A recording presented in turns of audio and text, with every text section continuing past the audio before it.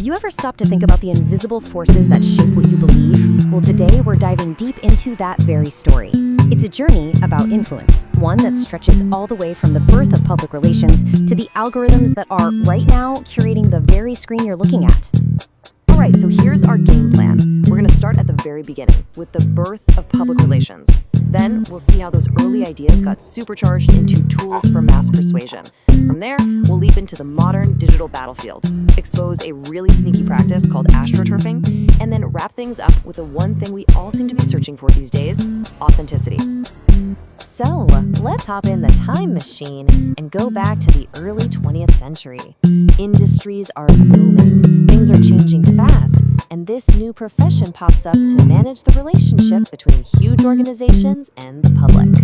At least, that was the official story. Now, if you look up the official definition, this is what you'll find. And on paper, it sounds pretty good, right? It's all about strategic conversations, building trust, making sure everyone benefits. The ideal is a respectful dialogue, not a monologue designed for control. But as you can probably guess, that ideal was about to get a serious reality check. See, one of the founding fathers of PR, a guy named Edward Bernays, had a totally different vision. And here's a fun fact. He was Sigmund Freud's nephew. So he wasn't just interested in starting a conversation. He was fascinated by the deep, unconscious stuff that makes us tick.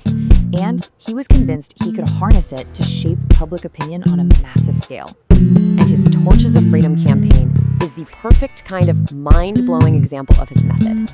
He didn't just sell a product, he sold an idea. By brilliantly linking cigarettes to the women's suffrage movement, basically framing smoking as an act of rebellion and power, he completely shattered a social taboo. The result? A huge new market for tobacco companies. It was a total masterstroke of psychological marketing. But, Bernays wasn't operating in a vacuum. His techniques were part of a much bigger trend. All through the 20th century, the tools for shaping our minds were being sharpened and perfected, everywhere from the battlefield to the shopping aisle. During World War I, for example, governments got really good at using mass propaganda to whip up nationalistic fever. Then, in peacetime, advertising giants like David Ogilvy turned persuasion into a science. They started pulling in psychological models to figure out, and let's be honest, shape what we buy and why we buy it. One of the biggest ideas they grabbed from psychology was the Pavlovian model. Think about it. Why does hearing a certain jingle instantly make you crave a